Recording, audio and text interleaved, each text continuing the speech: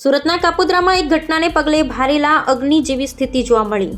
સુરતના કાપોદ્રામાં એક ઘટનાને પગલે ભારેલા અગ્નિ જેવી સ્થિતિ જોવા મળી છે. એકના એક સગીર દીકરાની નશીડીએ હત્યા કરતા મહિલાઓ રણચંડી બની ન્યાય માટે રસ્તા પર ઉતરી હતી. વિરોધને પગલે 5 પોલીસ સ્ટેશનનો પોલીસ કાફલો ઘટના સ્થળે પહોંચ્યો. સ્માર્ટ સિટી સુરત શહેરને દિવસે ને દિવસે ક્રાઇમ સિટીનું ટાઇટલ મળવાની દિશામાં આગળ વધી રહ્યું છે.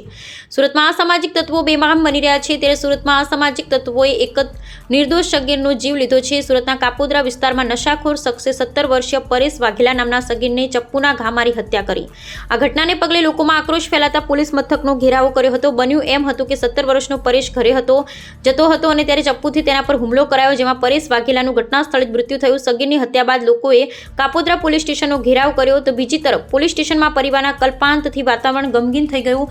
પરિવારે એકના એક વહાલ સોયો દીકરો ગુમાવ્યો. કાપોદ્રા પોલીસે હત્યારાને ઝડપી પાડવાના છે. માત્ર 20 રૂપિયા જેવી નજીવી રકમ માટે આરોપીએ સગીરની હત્યા કરી હતી. ત્યારે સગીરની હત્યા બાદ લોકોમાં ભારે રોષ જોવા મળે છે. ન્યાયની માંગ સાથે લોકો કાપોદ્રા પોલીસ સ્ટેશન પહોંચ્યા.